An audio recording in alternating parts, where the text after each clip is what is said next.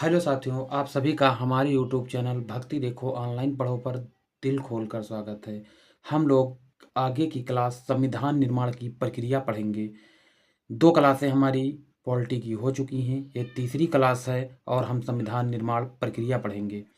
संविधान सभा की पहली बैठक 9 दिसंबर 1946 को संसद भवन के केंद्रीय कक्ष में होती है। ये इम्पोर्टेंट क्वेश्चन है और कई बार पूछा गया है कि संविधान सभा की पहली बैठक कब हुई थी, तो 9 दिसंबर 1946 को हुई थी। इसी दिन संविधान सभा के वरिष्ठ सदस्य डॉक्टर सच्चिदानंद सिन्हा को संविधान सभा का अस्थायी अध्यक्ष बनाया गया था। कई बार क्वेश्चन पूछा जाता है कि संविधान सभा के अस्थायी अध्यक्ष कौन थे। जो स्थायी है वो तो डॉक्टर राजेंद्र प्रसाद थे, लेकिन अस्थायी जो थे ये सच्चिदानंद सिन्हा थे। संविधान सभा की दूसरी बैठक 11 दिसंबर 1946 को होती है। इसी बैठक में डॉक्टर राजेंद्र प्रसाद को संविधान सभा का स्थायी अध्यक्ष बनाया गया। डॉक्टर एच.सी. मुखर्जी को संविधान सभा का उपाध्यक्ष और बेनेगल नरसिंह राव, इन्हें शॉर्टकट में हम BN राव कहते हैं, को संविधान सभा का संवैधानिक सलाहकार बनाया गया। 13 दिसंबर 1946 को पंडित जवाहरलाल नेहरू ने संविधान सभा के समक्ष उद्देश्य प्रस्ताव या उद्देशिका प्रस्तुत करी। ये क्वेश्चन वनडे एग्जामों में एक बार नहीं हजारों बार आया है। साथियों, 13 दिसंबर 1946 को पंडित जवाहरलाल नेहरू ने संविधान सभा के समक्ष उद्देश्य प्रस्ताव या उद्देशिका प्रस्तुत किए थे। 22 जनवरी 1947 को उद्देश्य प्रस्ताव को अपनी स्वीकृति या मंजूरी प्रदान कर दी गई। संविधान सभा ने विभिन्न समितियों का निर्माण किया। कुछ प्रमुख समितियां निम्न हैं। हम लोग पढ़ेंगे संघ शक्ति समिति और संघीय संविधान समिति।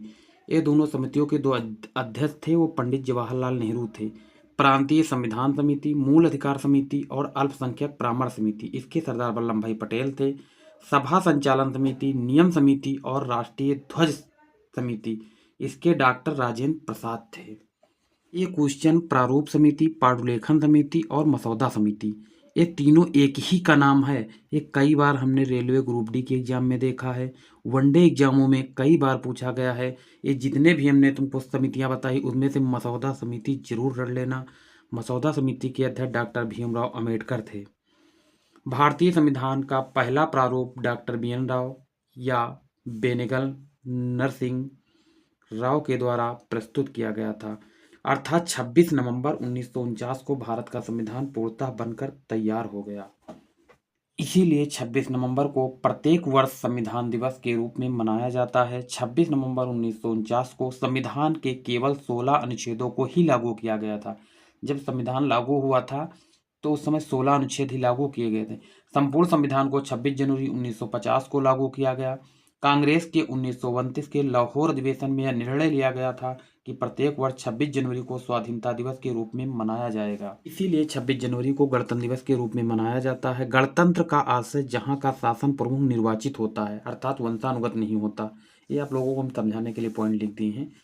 26 जनवरी 1950 को जब संविधान लागू हुआ, उस समय कई बार पूछा गया क्वेश्चन है कि जब संविधान लागू हुआ था या मूल संविधान में कितने अनुच्छेद थे, तो 395 अनुच्छेद थे। कई बार पूछा है कि कितने भाग थे, तो 22 भाग थे। कितनी अनुसूचियां थी, 8 अनुसूचियां थी। ये सब मूल संविधान में थे भाइयों।